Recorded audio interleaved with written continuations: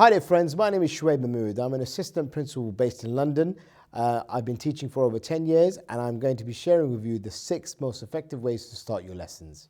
Tip number 1, meet and greet your class at the door. So that means you physically stand at the door and you say, "Good morning, how are you? Well done, nice tie." I'm sure everyone will be wearing the same tie.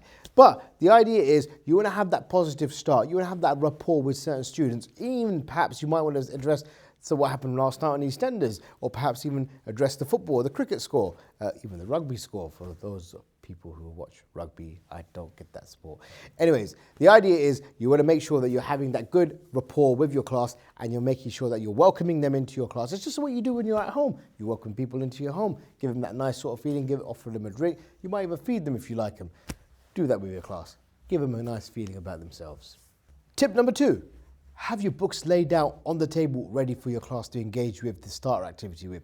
This saves so much time and it shows the students that you care about their learning, you care about their progress, you care about them doing well. It just shows good levels of organization as well. But saying that, whilst the books are out the table, have them marked as well, have them up to date, because again, students look at that and if they know that you recognize their work by marking it, don't fall behind on your marking. That's what I'm saying. If you show them that you care about them, they are more likely to engage with your lesson and obviously do well in your lesson as well. Tip number 3, have an engaging starter ready on the board as and when they come in. I cannot stress the importance of this because what it does, it focuses the student onto the content of the lesson. You could either use some of the concepts covered in your previous lesson, or perhaps you can have some quick fire questions, or like they do in maths, the first 5 or the quick fire 5. Whatever it is, just make sure it is effective, that is challenging the students, but also allows them to flick through their books and look out for some of the answers, because then it shows them that they are revisiting and recapping the knowledge as well. Do not forget to take your registers though. This is an important part of a teacher's statutory requirements to take the register. I'm saying that because I lead on attendance and I know how annoying it is when the registers are not done by the teacher, so make sure you do your register.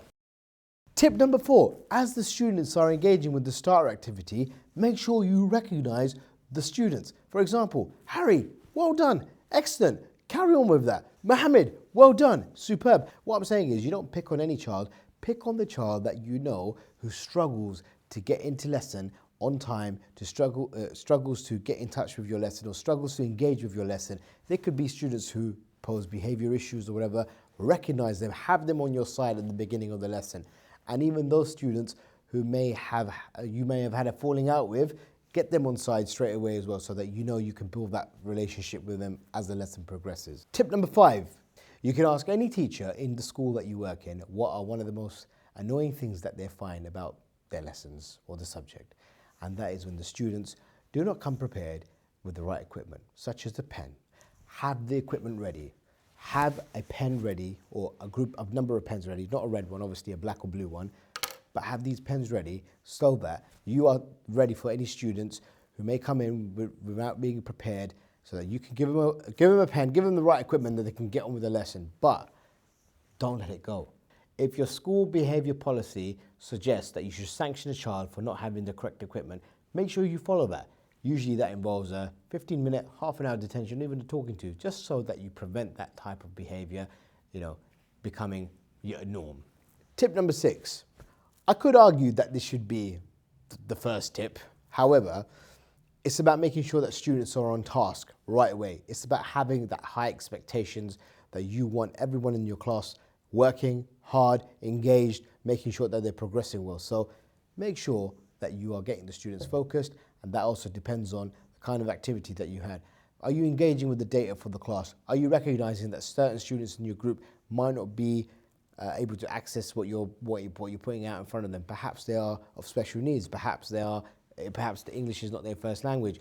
Factor these kind of contexts in so that you are ensuring that you focus the child as soon as they enter. Thank you for watching. I'll see you in the next video. Goodbye.